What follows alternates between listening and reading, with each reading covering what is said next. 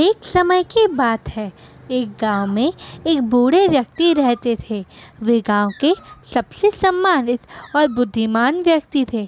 उनके पास एक छोटी सी खेती थी जिससे उन्हें रोजी रोटी की आदत बनी हुई थी। उनके पास एक बेटा भी था जो शहर में पढ़ाई कर रहा था। एक दिन गांव में अचानक से बहुत ज़्यादा बारिश होने लगी। बारिश इतनी तेज़ हो गई कि उन्हें खेती पूरी तरह से डूब गई। बूढ़ा व्यक्ति बहुत ही दुखी हुए और वहां जाकर अपने खेत की हालत देखी।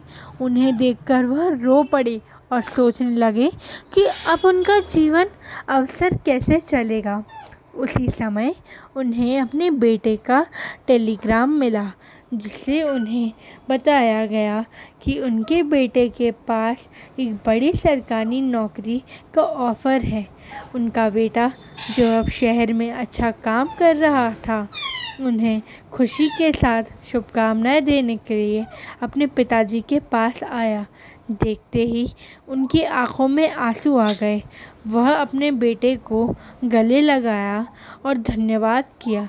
बूढ़े व्यक्ति ने कहा, मेरा बेटा, मुझे तुम पर गर्व है। तुमने अपनी मेहनत और पढ़ाई के बल पर अपना भविष्य सुंदर बनाया है। तुमने अपने सपनों को साकार किया है और मेरी आशा को पूरा किया है।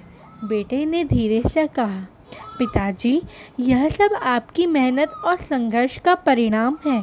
आपने मुझे सही रास्ता दिखाया और मुझे हमेशा बढ़ते रहने की प्रेरणा दी। मैंने आपके उपदेशों पर चलते हुए अपने लक्ष्यों को प्राप्त किया है। यह सुनकर बूढ़े व्यक्ति की आंखों में आंसू भर गए।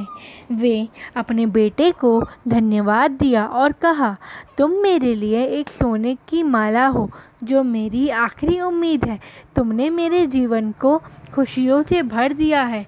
इस कहानी से हमें यह सीख मिलती है कि मेहनत और संघर्ष हमेशा सफलता और खुशहाली लाते हैं। अपने लक्ष्यों को प्राप्त करने के लिए निरंतर प्रयास करने से हम अपने सपनों को साकार कर सकते हैं और अपने परिवार और समाज के लिए गर्व की बात बन सकते हैं। धन्यवाद दोस्तों।